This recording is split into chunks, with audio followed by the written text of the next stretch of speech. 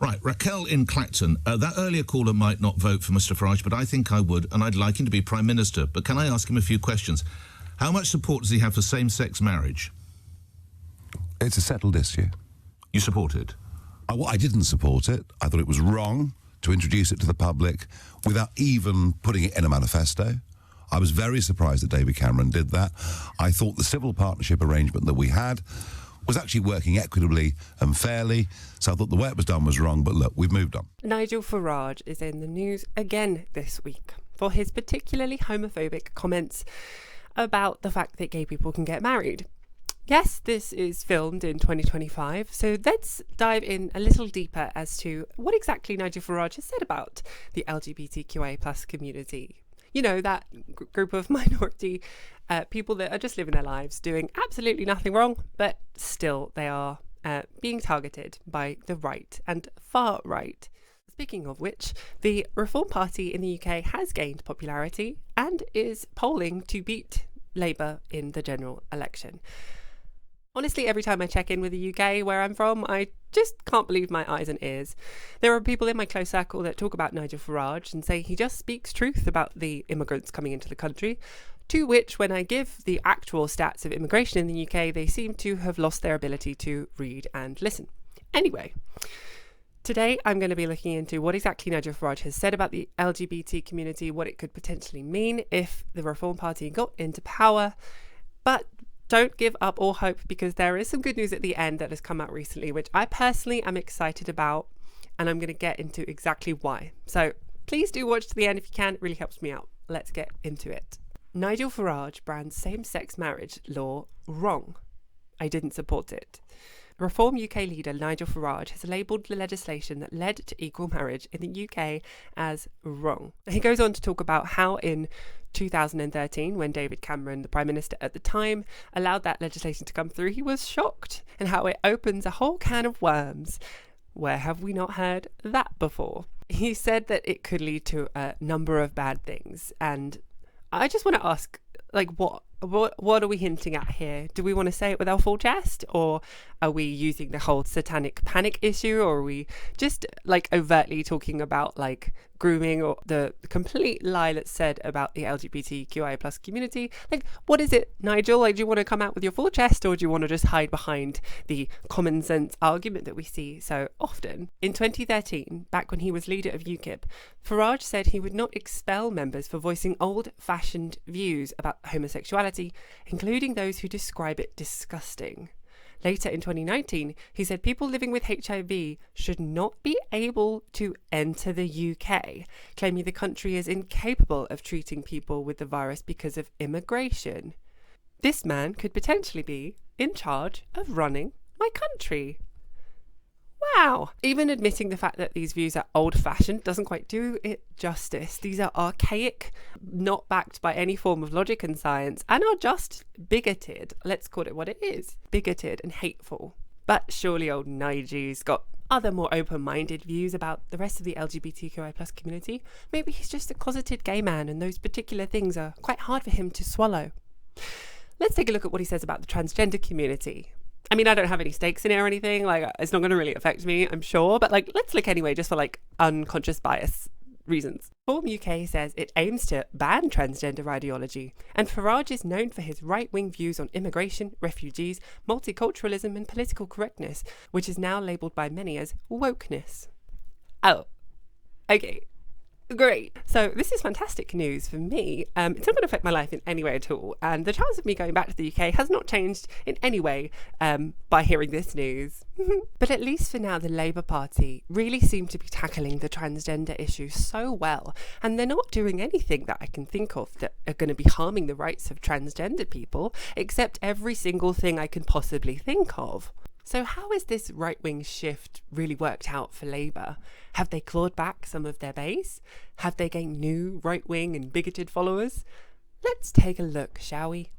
Reform UK has achieved its first electoral victory in North Tyneside, winning a vacant council seat in a by-election.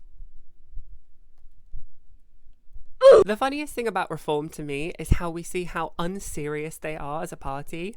I think I saw somewhere on Instagram, I'll see if I can add it back in editing, about a a younger person in charge that has to like take over because the older member of the Reform Party just kind of quit or something, or just like went missing. And so now there's someone like far like too young, wasn't even like intending to do this job, who's like suddenly in charge of an entire county. I'll see if I can add that in post, but that to me is hilarious.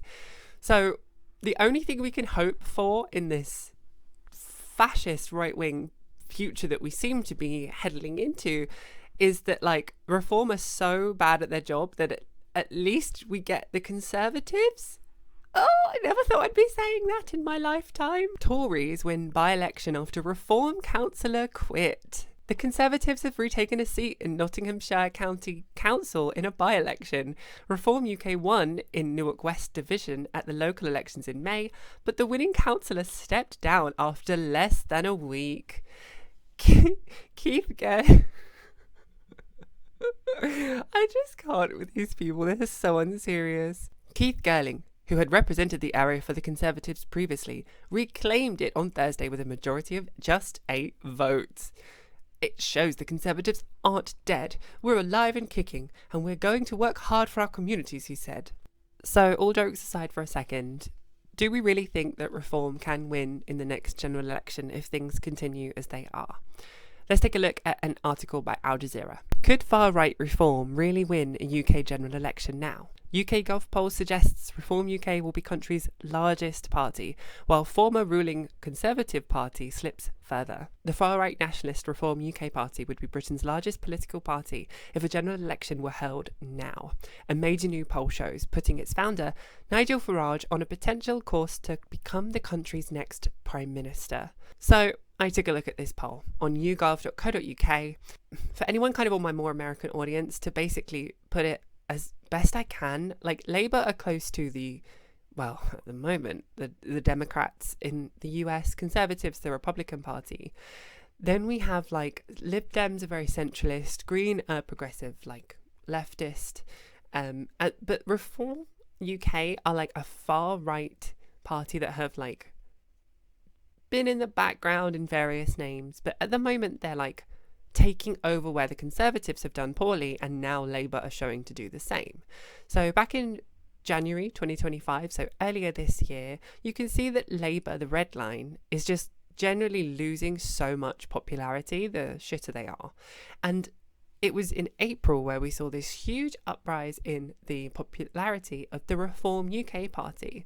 And you can see it, I mean, causality isn't necessarily the answer, but you can see the Conservative line dipping almost in the same way. And yes, these numbers do seem to be levelling out now, and we're seeing less of a kind of curve.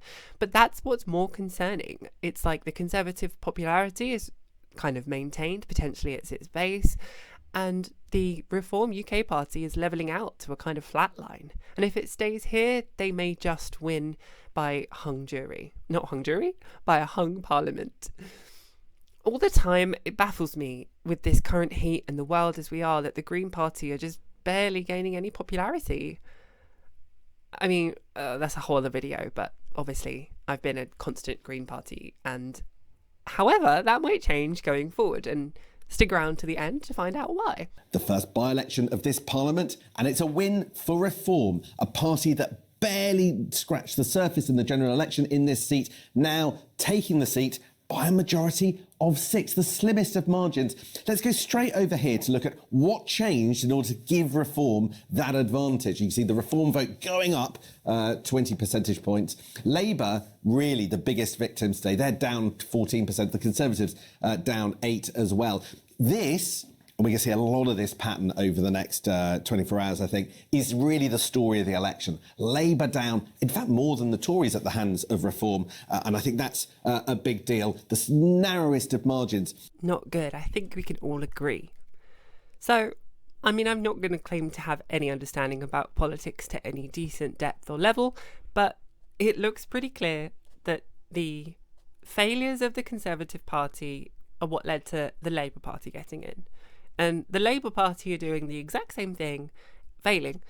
And it looks like they've rolled out the red carpet for another party. It's like a massive, table turning situation where every party gets their chance to rule, they don't hold their promises to account, or they've lied their way to power, and then it's just another party's chance. The same thing is happening all over the world. What do I think will happen? Honestly, at this rate, I think it's undeniable that there is a chance reform will get in. The lies they've told about immigration and the appeal to the working class people, even though they are nothing of the sort, is clearly working. Labour are doing just soft Tory shit, and the Conservatives were devastating and also just kind of stupid. Like the video of Rishi Sunak like giving his speech in the rain while like music played in the background will be forever embedded in people's memories. Reform UK are new, they're different, even though they've been basically rebranding since UKIP. They are the reason we have Brexit. But still, let's give them a chance, shall we? What harm can it do? We're already all poor, no one has any future prospects, and the world is burning. It doesn't really matter who's in power.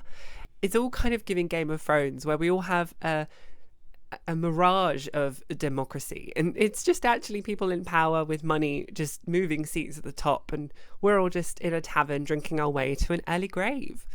But what are Labour going to do to battle this? I could almost guarantee they already are going to have a right-leaning shift. They think that if people are going to vote for reform, then there must be a base of voters for reform. So let's move right. But if that were the case, then why would people not be voting for Conservatives, the well-known right party? I think the thing is that we live in unprecedented times. There's no denying that because of the wide range of information we have online, social media, and the fact that we are, to some extent, whether we like it or not, all boxed into our own viewpoints, people are becoming more polarized. I've seen it with my own friends and family. Myself, I've become extremely left-wing, even though I was kind of an airheaded centrist, didn't know what was going on in the world. But so what does this mean? How can we fight this global fascist movement? Well, we need a strong left party. Plot twist, people in the West, in the US, this isn't all going to be about the UK. The recent win for the Democratic primary election of Zoran Mamdani has stricken hope in the hearts of everyone slightly left of centre that really is actually left of centre, not just a fascist in disguise. What Zoran has done is given us hope that there are people with sane brains out there that really are actually hoping for a better world, that understand what the term socialist actually means, and that does want to see people have a decent standard of living. At the same time that Trump has just passed, basically, and is about to sign the big, beautiful bill, Zoran Mamdani is a splinter in the Republican Party's side. It's that little bit of light coming through your wall that makes you realise you didn't quite plaster it correctly. Oh, by the way, updates on the house coming very soon to the Patreon. So what does this mean? Well, I'm not the first one to think this, because in the UK, there is a new party being formed that we're just learning about now. And I obviously will vote if I can from abroad, should be able to, but I haven't had this sense of hope in a long time. I think people are waking up to what really is happening around the world in Palestine. The hypocrisy in mass media about the coverage of Bob Vylan and Kneecap at Glastonbury, one of or two of several artists that talked about Palestine, compared to the actual genocide that's happening, the continual issues in the West Bank, settler colonialism, everything that people are understanding. Okay, what the media tells us isn't quite true. And whilst some people are falling on the right and the Reform Party and going the other way and believing the garbage that Nigel Farage is telling them, others are waking up to the fact that actually a better future is possible. Jeremy Corbin confirms talks about forming new party with Zarah Sultana.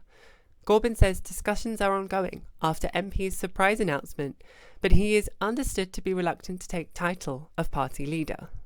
Sultana, the MP for Coventry South, who had the Labour whip suspended last year for voting against the government over the 2-child limit on benefits, said on Thursday night she was quitting Labour and would co-lead the founding of a new party with Corbyn. Am I really hopeful? Yes, I absolutely am. I do think we live in unprecedented times where a new party and new political people can join the scene, gain popularity through what they say on social media, and call a action to vote like nothing we've seen before. Young people, and by young I mean millennial and younger, which are like 45 and below, my goodness, are finally interested in politics in a way that I don't think we've seen historically, because we have access to real information that I don't think we've seen historically. Look at how much mass media is lying to the majority of people, and that was the norm for however many centuries, decades, years. Now we can actually see what politicians are saying on a daily basis. People have Twitter. Bear in mind, Twitter or X, whatever it's called, didn't exist hundreds of years ago. Like, this is all new territory. And Zoran Mamdani is a key sign of that. So I really hope that Corbin and Sultana are going to be the same. And I'm hopeful. Poverty, inequality and war are not inevitable. Our country needs to change direction now. He says, congratulations to Zarah Sultana on her principled decision to leave the Labour Party. I am delighted she will help us build a real alternative. The democratic foundations of a new kind of political party will soon take shape. Discussions are ongoing and I'm excited to work alongside all communities to fight for the future people deserve. He said, together we can create something that is desperately missing from our broken political system, hope. So, to conclude, fascism is here, just as much as the climate crisis is as well. We're no longer living in times that are going to get bad, they're already bad. It's happening in the US, the UK, across Europe. Even here in Japan, there's a far-right party called Sanseido, I think, who have started to gain popularity. And quite honestly, as an immigrant here, it's worrying. But there is also another leftist progressive party, a new party called Reiwa Shinsengumi, who are not exactly communist by nature, but they're leftist and progressive, socialist potentially. And they are also gaining popularity too. We're seeing a polarization of political views. And there is a clear reasoning behind that. But I do still have faith and understanding that the majority of people have a more left-leaning mindset. And I hold that very firmly in my mind. But propaganda is working on both sides, sure, but lying about immigration and the effect of immigrants to the economy, demonizing and dehumanizing certain races of people and groups and minorities is a choice that the right does. Looking at some of like Zoran Mamdani's policies that Fox News put up on screen while they try and dehumanize him and say how bad he's going to be, it's virtually comical to see. It's like, I don't know, cradles for babies, rent freezing, and they're like, this is going to be terrible for the human. And it's like, that surely is not doing them any good. Like, I think the propagandist machine on the right is at least changing, if not falling apart altogether. So for the first time in a while, I honestly do believe I have faith. Now to take a bit of a sinister turn as well, if I'm just going to give my predictions, why the hell not? We've come this far. I think this summer is going to change the world. And sadly not in a good way. In Japan, we're already seeing summer temperatures of late August in early June. The rainy season basically came and went in a week because there was such a kind of bubble of heat coming up from below Japan, like south of Japan. There are heat waves happening all over Europe. Who knows what else is happening globally that's not even been reported on. And I think this summer is going to be so bad that many people start to wake up to the realization that they can't deny the climate crisis anymore. But more importantly, the people still denying the climate crisis are just barefaced liars. And if not, extremely stupid. So, whilst I am worried about what this summer will bring, I am hopeful for the autumn and winter after and the effects it has on people's realization that things are already here. Climate change, yes, but also fascism.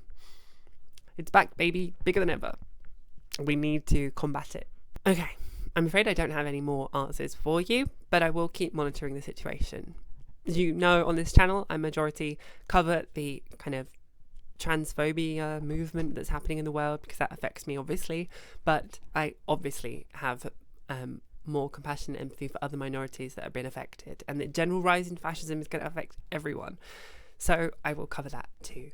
And whilst I don't follow UK politics as probably much as I should, because I'm not really there anymore and I've kind of lost interest in my entire country because, oh my god, what the hell, I obviously have an affinity with it and I will cover it here too. So if you want to see more of that, this is my sad little thing at the end where I ask you to subscribe, because I will do that, so please do stick around if you want to. And for everyone that has already done so, thank you so much for supporting the channel. I really mean that. This has become more of a creative outlet than anything.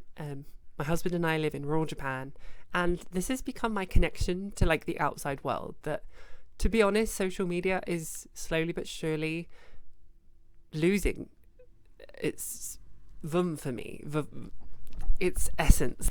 Anyway, for anyone following my hair journey, yes, I did manage to re-dye it and get some of that orange tone out ever so slightly. What do we think? Let me know in the comments below.